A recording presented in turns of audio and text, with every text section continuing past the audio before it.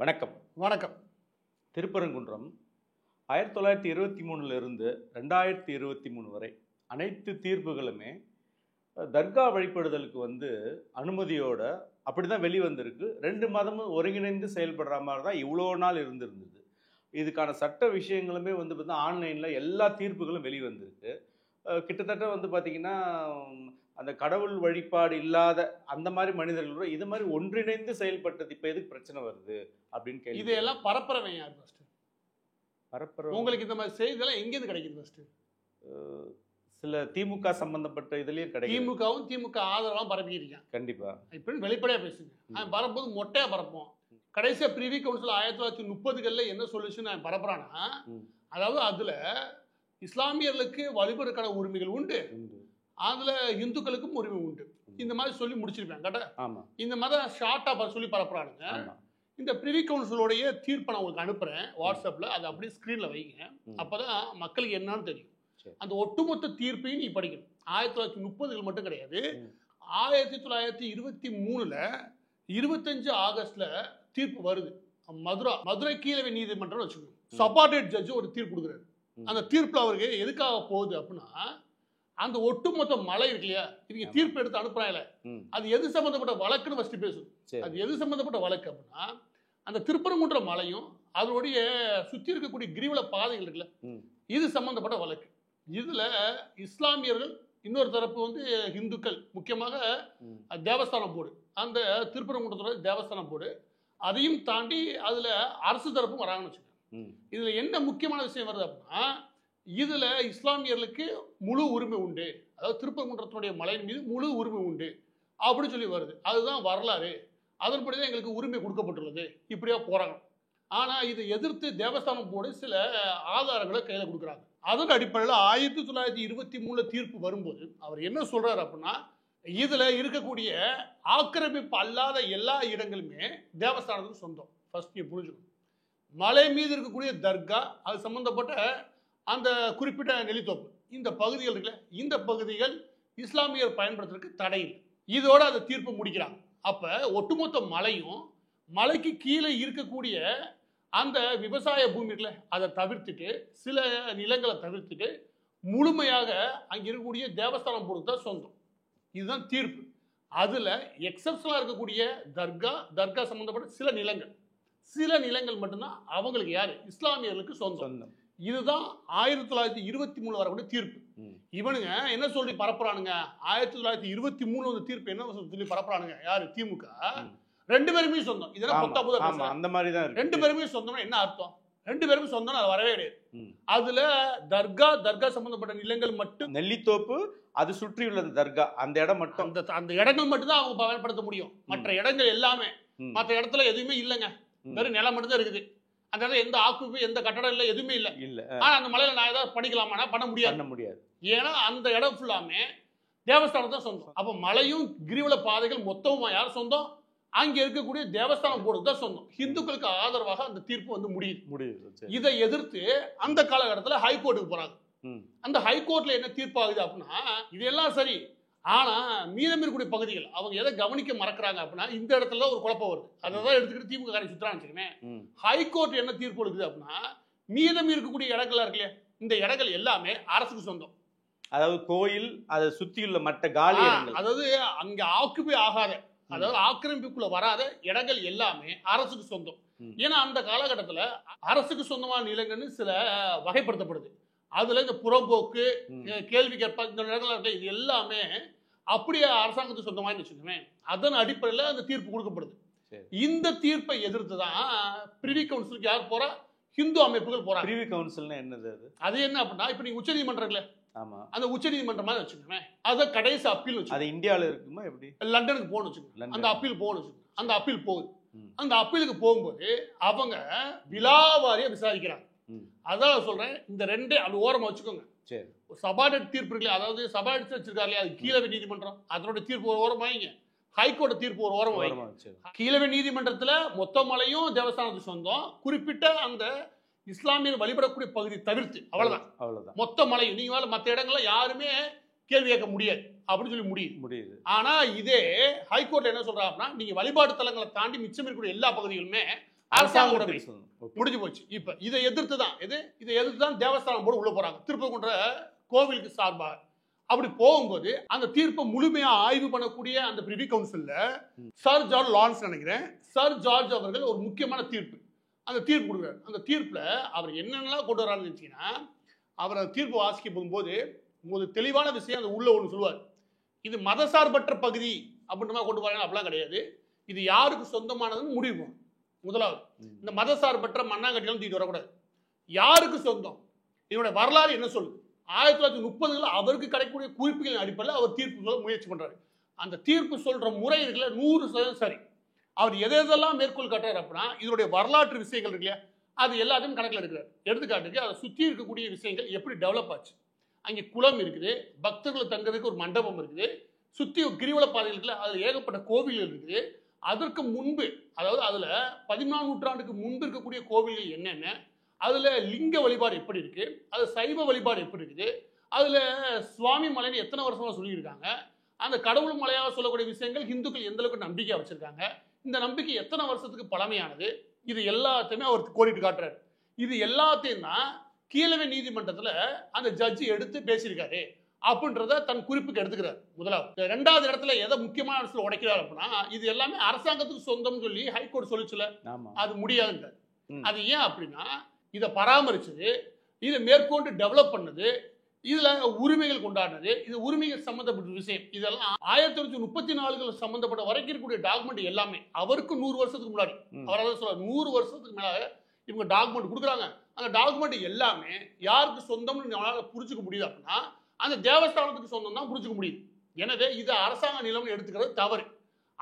அந்த வகையில கீழவை நீதிமன்றத்தில் இதனுடைய மற்ற பகுதிகள் எல்லாமே, அதாவது ஆக்குப்பை ஆகாத வெறும் லேண்டா இருக்குது, அதெல்லாம் நாங்கள் எடுத்துக்கிறோம் நீங்க சொல்றது தப்பு. எதன் அடிப்படையில்னா, முன்பு அவங்க ரயில் பாதைகளை அமைக்கும் போது அந்த இடத்துல குவாரிகள் அமைச்சு கல்லை வெட்டி எடுக்கும் போது அப்ப அங்கே எதிர்ப்பு தெரிவிச்சது ஹிந்து அமைப்புகள், முக்கியமாக தேவஸ்தானம் போர்டு.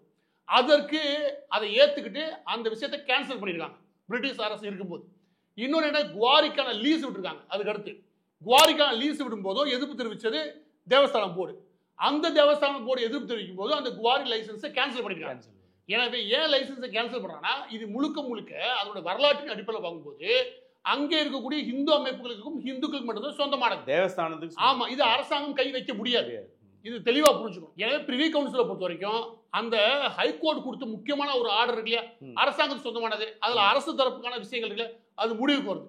அரசாங்கத்துக்கு உழையவே முடியாது, ஓடி போயிரு, வேலை முடிஞ்சிச்சா. அதுக்கப்புறம் 1934 டாக்குமெண்ட் மட்டும் கிடையாது, அதுக்கு முன்னாடி சில டாக்குமெண்ட் பாக்குறாங்க. அதாவது 1930களுக்கு முன்னாடி, அதாவது இந்த கிரிவல பாதை இருக்கு இல்லையா, அது 30களுக்கு முன்னாடி அந்த கிரிவல பாதைகள்ல ஏகப்பட்ட மரக்கன்றுகள் நட்டிருக்காங்க. அந்த பகுதியில் இந்த மரங்களை வெட்டி எடுத்து விற்பனை செய்யும் போது அங்கே வந்து கலெக்டர் அதுக்கு எதிர்ப்பு தெரிவிச்சிருக்காரு.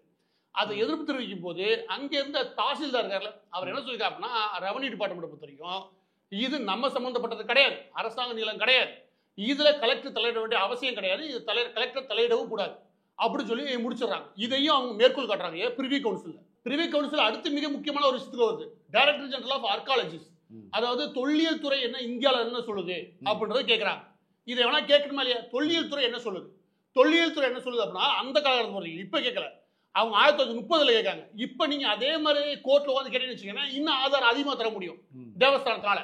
அவங்க என்ன சொல்றாங்க அப்படின்னா, அங்க லிங்க வழிபாடு, அதாவது முருகனுடைய தந்தையா இருக்கக்கூடிய சிவனை வழிபடக்கூடிய விஷயங்கள் அது பெரிய லெவலில் இருந்திருக்கு. அதற்கு முன்பே பக்தி விஷயங்கள் நிறைய அங்கேயே தோன்றி இருக்குது. அது பூர்வீகமாக பார்த்தா இந்துக்களுக்கு மிக முக்கியமான புனித பூமியாக அவங்க கருதுறாங்க. இதுல எந்தவித மாற்று கருத்தும் கிடையாது. இது ஆர்காலஜிக்கல் எவிடன்ஸ், அதாவது தொல்லியல் துறை நிரூபிக்கக்கூடிய சான்றுகள்.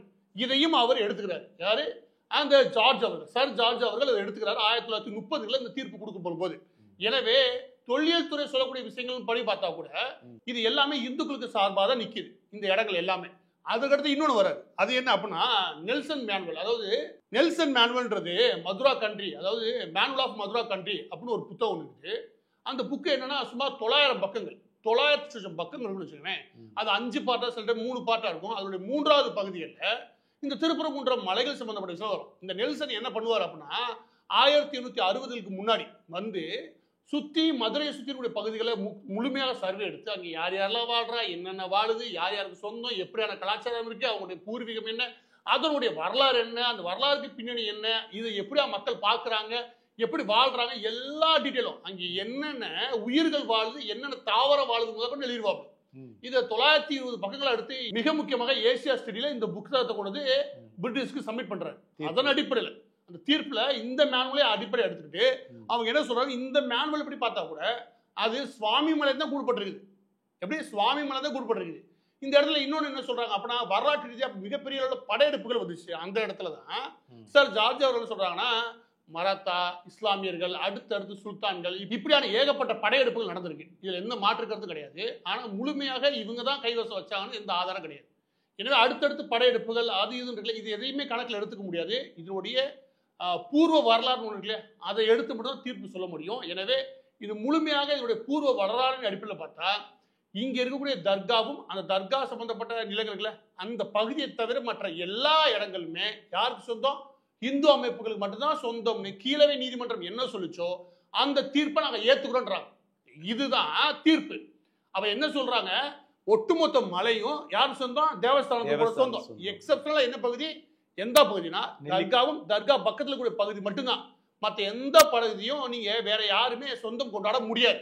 எனவே இது எந்த காலகட்டத்திலுமே மதசார்பற்றவர்கள் கையில இருந்துச்சு அப்படின்ற கோஷம் அவசியமற்றது. இதுவும் அந்த தீர்ப்புகள் தெளிவுபடுத்துவாங்க. இது முழுக்க முழுக்க இந்துக்களுக்கான உரிமை உடையாது.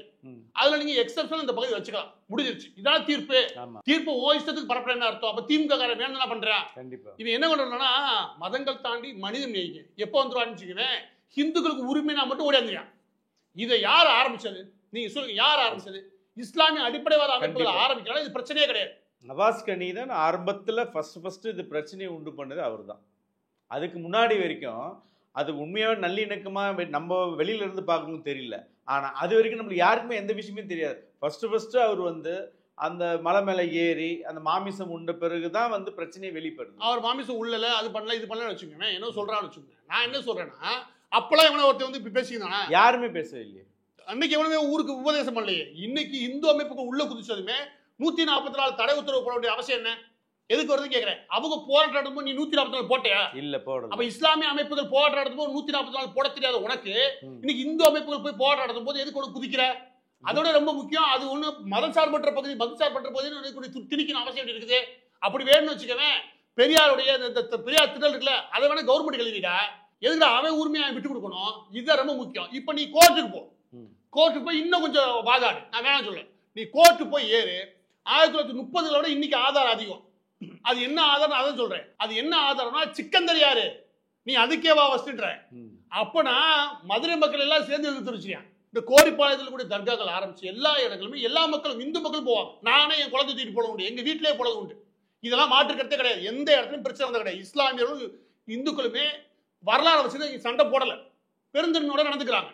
அந்த இடத்துல இப்ப எங்க சிக்கல் வருது அப்படின்னா, அந்த இடத்த உரிமை கொண்டாடுறாங்க. எதுக்கு? அது சிக்கந்தர் மலைன்னு ஆக்கணும்னு ஒரு கும்பல் தேடானுங்க. அது சிக்கந்தர் மலைன்னு ஆக்கும் போதுதான் என்ன வரலாற்று தீர்ப்பு இருக்கு, என்ன வரலாறு சொல்லுங்க. ரெண்டுமே இந்துக்களுக்கு சார்பா இருக்கும் போது இன்னைக்கு திடீர்னு ஒரு பிரச்சனையை ஒரு எம்பி, அதுவும் திமுகவுடைய கூட்டணி கட்சி எம்பி தூக்கிட்டு வரும்போது கோவம் வருமா வராதா? அந்த இடத்துல தீர்ப்புகள் இப்படி இருக்கும் போது தீர்ப்பை இவங்க திரிக்கிறானுங்க. நான் கேட்கிறேன், இன்னைக்கு ஹிந்து பேப்பரா வந்துருக்கு, நீங்க ஃபுல்லா எடுத்து படிக்க சொல்லுங்க. நான் நம்மள நம்பலையா? நான் தீர்ப்பு உங்களுக்கு கொடுத்துட்டேன். யூகே லைப்ரரியில் ஆரம்பிச்சு எல்லா இடத்துலையும் பார்த்தாச்சு. தீர்ப்பு சொல்லக்கூடிய விஷயம் இதுதான். இப்படி இருக்கும்போது நீங்க தீர்ப்பை மாத்தி திருச்சி அனுப்புற. அப்ப திமுகவுக்கு உள்நோக்கம் இருக்கா இல்லையா? மதுரையில் இருக்கக்கூடிய ஒவ்வொரு நபரும் இதை புரிஞ்சுக்கணும். திமுக எந்த அளவுக்கு தில்லாளர்கள் வர்றாரு, உங்களுடைய பெருந்தன்மை உங்களுடைய முட்டாள்தனமா மாத்த பார்க்கறான். அதாவது அந்த மலையில கோவிலை விட்டுருக்க மற்ற பகுதியெல்லாம் மதசார்பற்ற பகுதியா, மற்ற பகுதி எல்லாமே தேவசாரத்துக்கு சொந்தம்னு சொல்லியிருக்கு. அது வரலாறும் அதான் சொல்லுது. கிரிவல பாதையிலிருந்து எல்லா இடமும் அதுக்கு சொந்தம்னு சொல்லும் போது நீ எங்கேயிருந்து புதுசா ஒன்று ஏற்றிக்கிட்டு வர? நான் கேட்கிற திமுக காரன். அதுவும் இந்த திமுக காரங்களும் இந்த ஆன்லைன்லேயே வந்து பார்த்தீங்கன்னா நேற்று இரவுல இருந்து இன்னைக்கு தான் ஆரம்பிக்கிறாங்க. அந்த ஆரம்பத்தில் ஆட்டுக்குட்டி போட்டு ஒருத்த மலையை இருந்து போலீஸ் தடுத்தாங்களே, அப்போ எவனும் வாயத்தவர்களை. இந்த நவாஸ் கனி போய் சாப்பிடும்போது அப்போ யாரும் வாயத்தவர்களை. அனைத்து கட்சியும் சேர்ந்து போய் அந்த கலெக்டரை பார்த்து மனு கொடுத்தாங்கல்ல, இது அவங்களுக்கு தான் சொந்தம் இஸ்லாம், அப்போ யாரும் வாயத்தவர்களை. அப்போ வரைக்கும் ஒண்ணு செஞ்சா என்ன சொல்லவா, இது ஃபுல்லா சன் டிவில இருந்து எல்லாத்தையும் பரப்புனாங்க, தீவிரம் பரப்பிக்கிட்டாங்க. இன்னைக்கு வந்து ஓடி வந்து அதே மாதிரி பேசாம ஏன் இந்து முஸ்லீமும் ஒருங்கிணைச்சு போங்க, இது ஒரு மதசார்பற்ற நாடு, மதசார்பற்ற பகுதின்னு ஏன் கொண்டு வரேன்? ஆன்லைன் ஃபுல்லா ரெண்டு பேர் கையை பிடிச்சிக்கின்னு இந்து. ஏன்னா ஊர்ல எமோஷனலா நம்ம முட்டாளாக்குற. நீ உரிமையை பத்தி பேசல, ஃபர்ஸ்ட் உரிமையை பத்தி பேசின யாரு? இஸ்லாமிய அடிப்படைவாத அமைப்புகள் தானே உரிமை பத்தி பேசு. மலை யாருக்கான உரிமை? நான் சொல்றேன் ஆதாரத்தை. இந்த ஆதாரம் மட்டும் கிடையாது, நான் ஆரம்பத்துல சொல்றேன். இந்த ஆதாரங்கள் பத்தாது. 18ஆம் நூற்றாண்டு 17ஆம் நூற்றாண்டுகளுக்கு இந்த ஆதாரமே போதாது. அதனால சொல்றேன், இந்த ஜார்ஜ் அவர்களுடைய 1930 தீர்ப்பு இல்ல, இதுல திருமண நாயக்கர் சம்பந்தப்பட்ட விஷயங்களா வருதுன்னு வச்சுக்கோங்க. நான் எங்க போகணும்னு சொல்றேன், திருமண நாயக்கர் இருக்கார்ல, அதுக்கு முன்னாடி கொஞ்சம் முன்னாடி போயிருக்கணும். அதுக்கு முன்னாடி போகணும்னு வச்சுக்கோங்க. அந்த காலகட்டத்தில் போதுமான அளவுக்கு நமக்கு எவிடன்ஸ் கிடைக்கல, அதனால அந்த தீர்ப்பை ஏத்துக்கிறோம். இது இந்த காலகட்டத்தில் அலாவுதீன் கில்ஜிக்கு கீழே, டெல்லி சுல்தானுக்கு கீழே மாலிக் கபூர் எப்படி மதுரையை சூறையாடுன்ற வரலாறு நமக்கு தெரியும். இன்னைக்கு அதுக்கு எவிடன்ஸ் இருக்கு. முழுக்க எவிடன்ஸ் இருக்கும்போது இப்பதான் நமக்கு ஒண்ணு கேள்வி வருது. என்ன அப்படின்னா, 1930 தீர்ப்பு ஒரு பகுதி நமக்கு உண்மை. அந்த தீர்ப்பை இன்னும் கொஞ்சம் தெளிவா கொடுக்கணும்னா நீதிமன்றத்துக்கு போங்க, நாங்க வாதாடுறோம். யார் அந்த சிக்கந்தர் சொல்லு. நான் தான் சொல்றேன்ல, கோரிப்பாளத்தில் இருக்கக்கூடிய அந்த மதுரை கோரிப்பாளத்தில் கூடிய தர்காவை பொறுத்த வரைக்கும் அது ஈரானியன் நினைக்கிறேன், டர்க்கி வழியா வரக்கூடிய ஒரு சூஃபி துறவி. அவர் இஸ்லாம் சம்பந்தப்பட்ட மதங்களை பரப்புவாரு, அவர் ஆன்மீகத்தை பரப்புவார். அப்படி ஆன்மீகத்துக்கு பரப்பு வந்த நபருக்கு அங்கே தர்கா வச்சிருக்காங்க, நான் ஏத்துக்கிறேன். ஓகே, இந்த சிக்கந்தர் யாரு? இன்னொரு சுல்தானு, டெல்லி சுல்தானுக்கு கீழே இங்க ஆண்டு இருந்தாரு. 60 வருஷம் மதுரை மீனாட்சி அம்மன் கோயில மூடி போட்டாளுங்க. எல்லாவித அட்டுழியம் பண்ணவனுக்கு எதுக்கு நானு திருப்பரங்குன்ற மலையில நான் இடம் கொடுக்கணும் அப்படி ஒரு இந்து கேட்டா நியாயமா இல்லையா? நான் சொல்றேன்ல, நீ அவங்களுக்கு பதில் சொல்லிக்கிட்டு நீ அடுத்த கேள்விக்கு போகன்ற, கோர்ட்டுக்கு போய் இந்த தர்காவே நான் இருக்கக்கூடாது. ஏன்னா அந்த காலகட்டத்தில் இந்துக்கள் அடிமையாக்கப்பட்டதுக்கும், பெரிய அளவில் இந்துக்கள் கொடுமை செய்யப்பட்டதுக்கும், இந்துக்களுடைய படுகொலை நடந்ததும் அந்த காலகட்டம் தான். அதுல மிக முக்கியமா நீட்சியா இருக்கக்கூடியது இந்த சிக்கந்தர் தான் கடைசியா வராரு. அப்படின்றதுனால அதை நாங்க எதிர்ப்பு தெரிவிக்கணும்னு வச்சுக்கவேன். அப்பதான் இதெல்லாம் அடங்கும். ஏன்னா இந்துக்கள் சும்மா இருக்கிறது தானே போய் கொடையிறீங்க. அவன் அடுத்த கட்டமா போகணும்னு வச்சுக்கவேன். நீங்க அந்த மலையை சொந்தம் சொல்லும் போது அந்த மலைக்கு தர்காவே இருக்கக்கூடாது அமைஞ்சுனா அந்த வாதம் தான் கரெக்ட். கேட்டா இந்த வாதம் தப்பு. நான் சொல்றேன், வரலாறு படிப்போம் வாங்க. 3ஆம் நூற்றாண்டுக்கு போகக்கூடிய சிவலிங்கம் இருக்கிறதெல்லாம் நான் ஏத்துக்க மாட்டோம். அதனுடைய பாரம்பரியம் ஏத்துக்க மாட்டோம். அது வழிபாட்டு முறையில ஏத்துக்க மாட்டோம். மதுரையை சூரியாடின ஒருத்தன், அவனுக்கு கீழே இருந்த ஒருத்தனுக்கு அங்க தர்கா வச்சதுக்கு நாங்க ஆதரிப்போம். திமுக வந்தானா இவனை எதை கொண்டு அடிக்கிறது நான் கேட்கிறேன். இவன் இந்த மண்ணுக்கும் மதுரை மக்களுக்கும் செய்யக்கூடிய மிகப்பெரிய துரோகம். இது மற்ற கட்சியில உட்காந்து வேடிக்கை பார்த்துக்கிட்டு இஸ்லாமிய ஓட்டுக்காக சலாம் போறான்னு வச்சுக்கோங்க, அவன் அதை விட பெரிய துரோகி. தமிழக மக்களால் ஒரு முடிவுக்கு வரணும். இது என்ன மாதிரியான போக்கு நான் கேட்கிறேன். இன்னைக்கு சுவாமி மலையன் இப்ப 1930 வந்த தீர்ப்பாகட்டும், 1934 நெல்சன் மேனுவல் ஆகட்டும், எல்லா இடத்துலையும் சுவாமி மலையன் இருக்குது. எனவே திமுகவும் இஸ்லாமிய அடிப்படைவாத அமைப்புகளையும் செய்யக்கூடியது இப்ப ஐயோ இவங்க நினைச்சோட பார்த்துக்க மாட்டாங்க. இந்த அளவுக்கு ஒரு பூதாகரமான விஷயம் வெடிக்கும்னு வரலாறுலாம் தோண்டுவாங்க. தோண்ட அரசால இது என்ன பண்றாங்க, உடனே அதை மூடி மறைக்கிறதுக்கு மதசார்பற்ற நாடுங்க நம்ம எல்லாம் ஒற்றுமையா இருக்கணும். எல்லாரும் ஒற்றுமையான இருக்கோம். ஒற்றுமை கெடுத்த நீண்டா ஒற்றுமையை கெடுத்து விட்டுட்டு ஏன்டா கெடுத்தீங்க கேட்டா என்னங்க இப்படி கேட்கறீங்கன்னா எப்படி இருக்குது? இதுதான் நடக்குது இங்க. ஏன்டா ஒற்றுமை கெடுத்தது நீ மேல போய் உனக்கு உரிமை கொடுத்துக்கல. நீ தர்கா வழிபாட்டு முறையில யாரும் எதிர்த்தாங்களா இந்துக்கள்? நீங்க வெளிப்படுக்கல, ஒன்றும் பிரச்சனை கிடையாது. ஆனா அந்த புனித தளத்துல போய் நான் ஆடமட்டு மாடமட்டு அதை தாண்டி நான் மனுஷனை வெட்டினு சொல்லும் போது தான் கோவம் வருமா வராதா? நீங்க பிரச்சனையை உருவாக்கிறதுக்கு பிரச்சனையை உருவாக்கணும் பத்தி பேசல, ஆனா கண்டிக்கல. அதை விட்டு நேரா இந்துக்களுக்கு உபதேசம் பண்ணிக்கிறீங்க. இந்துக்களுக்கு உபதேசம் பண்ற மட்டும் இவங்க இருக்குது. அப்ப அங்கே போய் உபதேசம் பண்றா. உபதேசம் பண்ணும்போது எதுனா பேசுற? மாலிக் கபூர் வந்தாங்க பாரு, அவனை பத்தி பேசு. மாலிக் கபூர் சூர்யா பாரு, அவனை பத்தி பேசு. அதை பேசிட்டு பேசு. டெல்லி சுல்தான்கள் என்ன ஆட்டம் போட்டானுங்க, எவ்வளவு கொள்ளையடிச்சானுங்க, மீனாட்சி அம்மன் கோயில் இழுத்து மூடினானுங்க, அதை பத்தி பேசு. லாஸ்டா விஜயநகர பேரரசு சிக்கந்தர் சாவை போடுற வரைக்கும் அன்னைக்கு இந்துக்கள் பெரிய கஷ்டப்பட்டு இருந்தான். அவரை போட்டு தள்ளிட்டு அங்கிருந்து எல்லாத்தையும் மறுசீரமைப்பு பண்ணதுக்கு அப்புறம் இன்னொரு சிக்கந்தர் சாவை கிளம்பியிருக்காங்க. எப்படி சுல்தான் மாலிக் கபூர் செய்யாத இன்னைக்கு இவங்க பண்றாங்க. அவனே கூட ஒட்டுமொத்த மலையும் எங்களுக்கு சொந்தம் சொல்லல, தங்கத்தெல்லாம் கொள்ளையடிச்சு போனான்னு வச்சுக்கோங்க. அவன் கொள்ளையடிச்சு விட்டான்.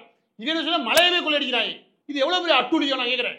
அதான் சொல்றல, அலாவுதீன் கில்ஜி காலத்தில் நடக்காத கூட இன்னைக்கு திமுக காலத்தில் நடந்துருக்கு. அவன் ஒட்டுமொத்த மலையை எடுத்து அது சிக்கந்தர் மலை எழுதுறதுக்கு தயாராயிட்டாங்க. இது மதுரை மக்களுக்கு அதோட வரலாற்றுக்கும் அதோட பக்திக்கும் செய்யக்கூடிய மிகப்பெரிய துரோகம்.